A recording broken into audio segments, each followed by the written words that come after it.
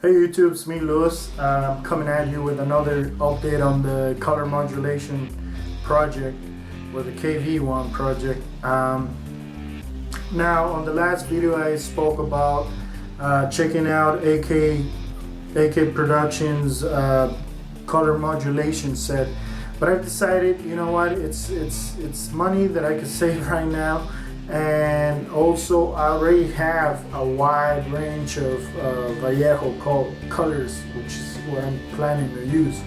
Before I move to the spray booth, I wanted to talk to you about color modulation. What is it? Color modulation is more of an artistic way of painting your model. It is used to duplicate both highlights and shadows on your model. Like you see here, there's a picture of a model made by Jimenez. He is duplicating the highlights and the shadows by doing post shading. What he does is he takes the base color and then he lines up the color to create the highlights and darkens up the color to create the shadows. Now it's kind of like figure painting when you're creating, you know, shadows and highlights on the face and all that stuff. Is the same thing on a model. That's why it's more of an artistic way. It's not realistic. A lot of modelers out there, and I checked out some forums and there were some arguments about how color modulation shouldn't be applied on tanks because it's not realistic and blah blah blah, this and that. And you know, Jimenez, he just laughs because he's like, you know, people forget that this is plastic that we're painting. You know, these are models. So it was quite interesting to see everybody's way of looking at color modulation. Now, another way that I've seen a lot of armor builders out there is that when they want to get shadows on their tanks, they paint the entire thing black, which is fine. I'm not saying that you're doing it wrong. If it's working for you, keep on going. But the thing is, with color modulation, the way I'm going to do it, this is the way I'm doing it. The pre-shading is going to be only on parts where I want the shading to be. So I'm going to leave the other parts on painting. That way I have a contrast / guide of where my highlights are going to be and where my shadows are going to be. Now keep in mind too that it might be looking cool when I'm done, or might be looking really bad when I'm done, but the weathering on the tank is going to bring color modulation down. It has to be a settled kind of thing to do. If it's too much, it just doesn't look right. I mean, that's what I think. It has to be settled, kind of like pre-shading on aircraft. It has to be settled. It doesn't have to be like boom, you know, right on your face. So with that in mind, remember, it's an artistic way of painting your model. It is not realistic. Even though you could go outside and look at a car and be like, oh man, I see the highlights and the shadows, you know, but ultimately, you know, an armor is not very realistic. It's just an artistic way of painting your model. If you want to check a color modulation video, I recommend and highly recommend you watch ScaleModelMedic. He explains it better than I do. He does a fantastic job on painting the model, and you can see exactly what I'm talking about. I'll try to put a link on the description. It's a 2-part video. He does the Panzer III, I can't remember it, but it looks beautiful. He also explains the hairspray technique. Okay, so let's move to the spray booth and I'll show you guys how I'm going to pre-shade the model. Alright guys, so I'm not going to use the spray booth. I mean, I'm just going to use it to spray the paint on. This is acrylic, so I'm pretty safe here. But what I'm using is Tamiya's XF1. I had a bottle that was about to go out and I said, hey, might as well just use it. But what we're going to do is, remember, I'm going to approach this thinking about color modulation. So I'm going to start with the back of the turret being my shadows. The back of the turret is going to be the darker, I should say, the darker area. And yeah, and then we're gonna go from there. So just keep in mind, you know, I'm approaching this from a color modulation kind of point of view. So here we go.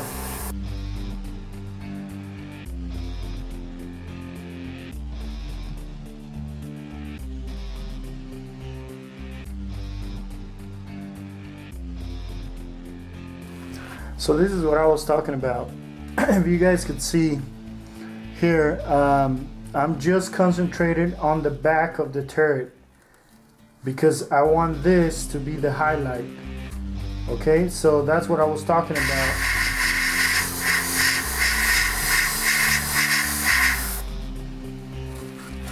And I'm just gonna concentrate on the bottom part of it.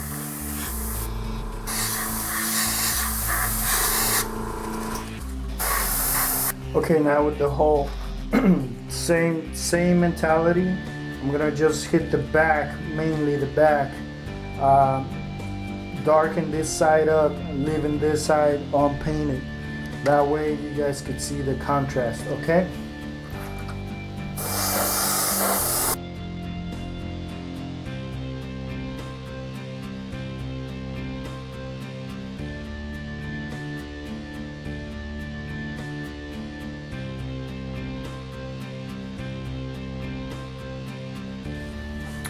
Okay, so we're done pre-shading. That was really fast. But here's an idea. Notice how this side of the tank is just pre-shaded. For example, here, I just pre-shaded this side because that's where all my shadows are gonna go. This side, this side, this side, and all that stuff. So you actually get an idea of what I'm talking about. When I place the paint on top, it's gonna give me that contrast. Same with the wheels. I'm gonna place the wheels like that. Okay, I'm gonna glue them later. But that's how it's gonna be appreciated. I kind of experimented over here, so that way I could explain better. Shadows, highlights, somewhere in between. Okay, because I'm gonna be doing a little bit of pulse shading, so this is just to give me an idea where to use it as a guide of where my highlights are gonna go. So all the parts that are not painted, those are my highlights. Okay guys, so before I start painting the actual tank, I just want to talk about the paint that I'm going to be using is Vallejo's model color. This is the Russian green number 70894. This is my base color. This is going to be the main color of the tank. Now a lot of people have lots and lots of problems thinning Vallejo paints. This is how I do it. I went to Michael's and I got myself some retarder. This is essential for Vallejo paints because these are water-based. They tend to dry, especially if you're airbrushing, they tend to dry really fast on your cup. So what I do is I use 3 parts paint, 1 part distilled water or drinking water, you can use drinking water, and 1 part retardant. That works for me, and my PSI is usually high. I'm shooting probably at about 25 to 30 PSI. That's what I use. But yeah, I just want to point that out. This is the main color that I'm going to be using, so we're going to go ahead and put it in the airbrush and let's get some painting. Alright, so we're going to start with the turret. I'm going to be painting this side of the turret just to give you a better idea of what I was talking about. So here we go guys. I've never done this before, so if it works, great. If it doesn't, we'll just erase it by applying more paint. So here we go.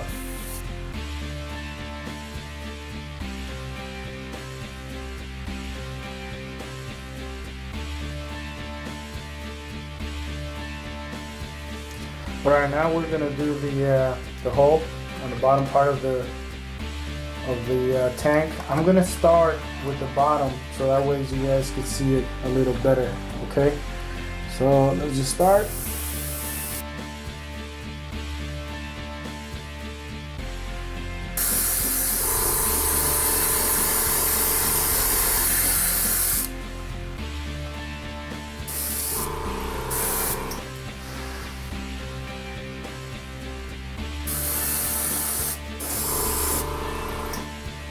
Okay, you guys can see it right there. The highlights and the shadows. That's the effect that I was going for. So let me paint this up. I'm gonna go ahead and pause the video and I'm gonna show you guys when I'm done, okay? Bye-bye.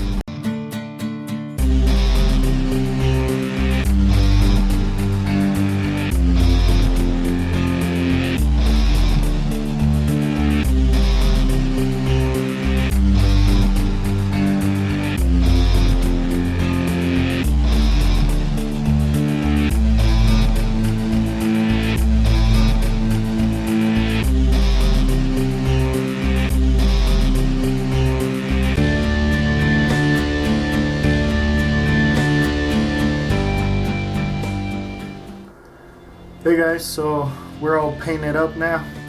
We're pretty much done. Thank you for watching. I'm just kidding. I've watched the video because I filmed this before, and I watched the video, and the video unfortunately can catch the shadowing and the highlights that I was talking about. Now in real life, in person, you could actually see this side is actually darker than this side. You can see it on the wheels especially. I don't want to touch the model too much because it's still fresh. The thing with Vallejo paints, if you're using Vallejo paints, the secret is know how to thin Vallejo paints and they'll work just perfect. I mean, Vallejo paints is one of my favorites, but you gotta let them cure. If you don't let them cure, you're gonna have a lot of peeling off, and that's what most of the people complain about Vallejo paints, because they peel off. So I don't want to handle it too much, but on the turret you might be able to see some shadowing. I don't know, but it's there, guys. You guys gotta just trust me on this. Now with this, I have a guide of where my highlights are gonna go and my shadows are gonna go.